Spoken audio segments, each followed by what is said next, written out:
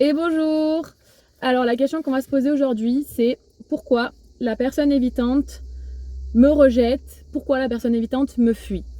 Pareil, j'ai pris des petites notes pour ne rien oublier des idées que je vais vous partager.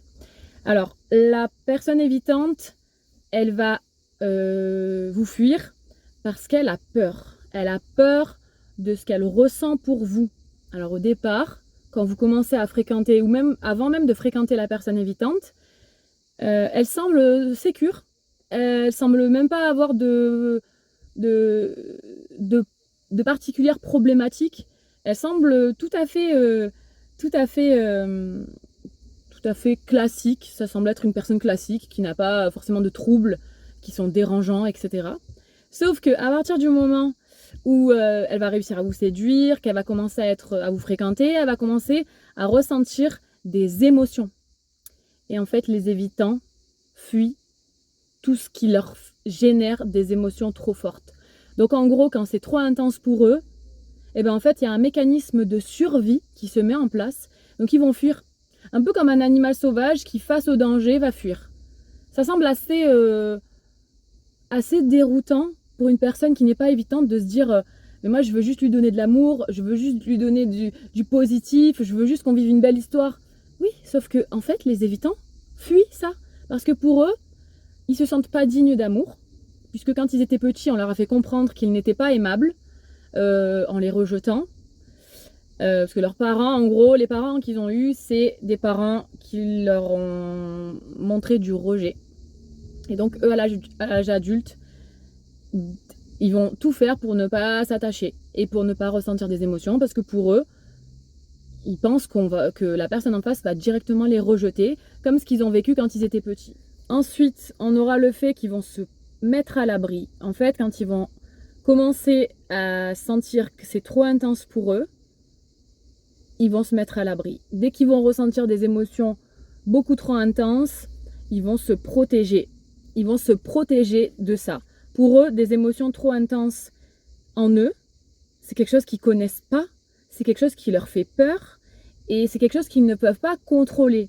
Et eux, ils ont été habitués à tout le temps tout contrôler. C'est des personnes qui contrôlent tout le temps tout. Et là, c'est hors contrôle en fait, quand ils commencent à ressentir des sentiments, des émotions, des trucs qu'ils n'ont jamais ressentis en fait. Parce qu'ils ont toujours tout enfoui en eux. Depuis l'enfance, ils ont appris à tout garder en eux. En fait, leurs émotions n'étaient pas acceptées par leurs parents. En gros, dès qu'ils avaient des émotions, ils allaient voir leurs parents. Souvent, c'est la mère. Mais le père aussi, en fait, c'est pareil. C'est-à-dire que si le père, pareil, il ne validait pas les émotions de l'enfant, pareil, il peut développer un attachement évitant.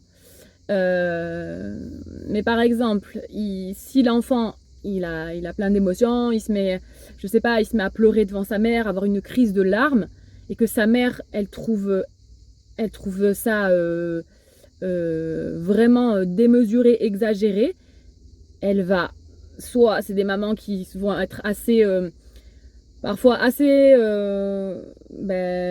méchantes dans leur réaction en fait.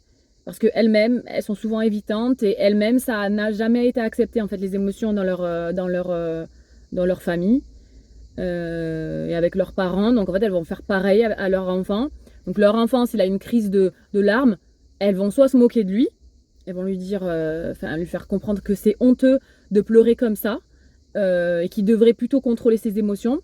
Donc, ou soit carrément, elle va faire comme s'il n'existait pas. En gros, il se met à pleurer. Bon, bah, je retourne, je retourne vaquer à mes occupations. Je fais comme si j'avais même pas vu ses pleurs.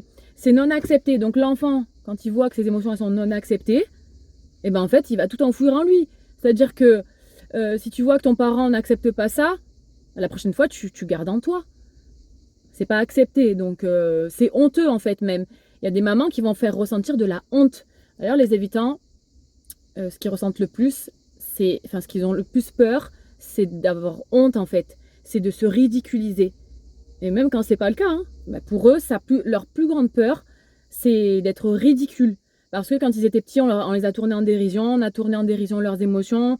Voilà, donc, à l'âge adulte, dès qu'il va ressentir des émotions intenses, ouh là, ça sent pas bon pour moi, je vais de nouveau me faire rejeter comme ma mère m'a rejeté quand j'ai commencé à lui montrer mes émotions.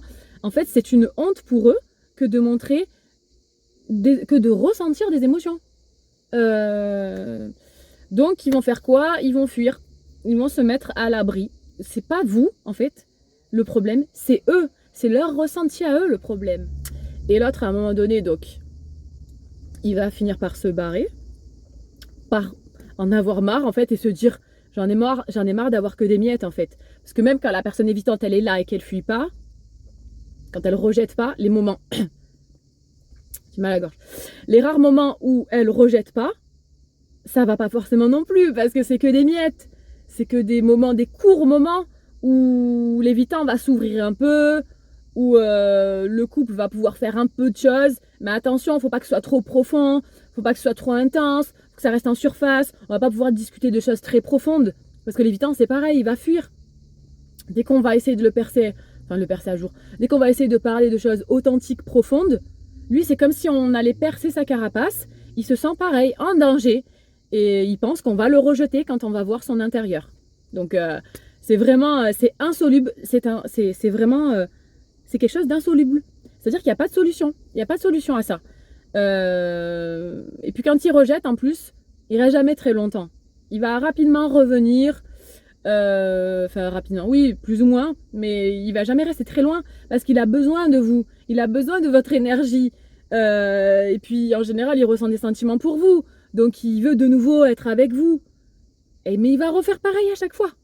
Donc, même s'il revient et que vous l'acceptez, ok, bon, j'accepte que tu reviennes, même si je suis en colère, parce que tu m'as rejeté. J'accepte que c'est ton trouble, que c'est ton mécanisme de défense. Même en le comprenant, c'est dur quand même, en fait, de se faire rejeter. Parce que la personne qui subit du rejet, en général, c'est une personne qui a déjà été beaucoup rejetée dans l'enfance. Et qui est devenue dépendante affective. Et qui a besoin d'être sécurisée. Donc, l'évitant en faisant ça à chaque fois, il l'insécurise au maximum. Et en fait, il l'a détruit, malheureusement. Il l'a détruit comme c'est pas permis d'être détruit comme ça, en fait. Et voilà, ça finit par donner quelque chose de hyper souffrant.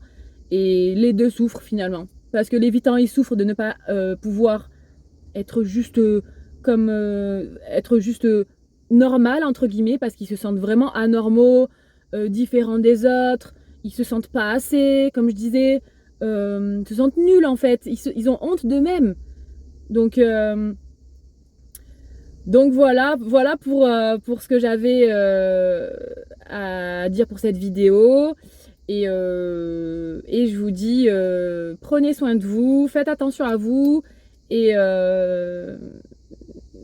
et, euh, et à bientôt.